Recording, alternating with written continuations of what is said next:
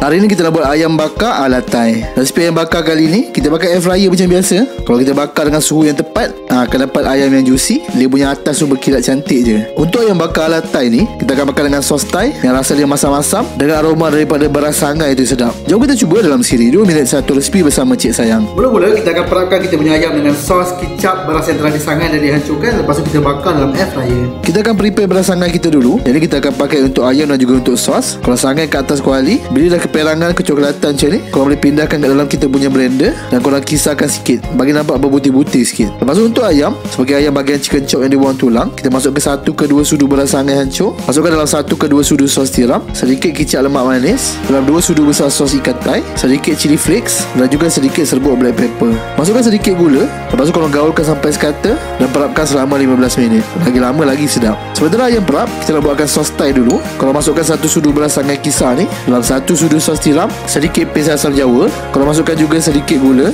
sedikit sos ikan Thai dan juga irisan bawang merah.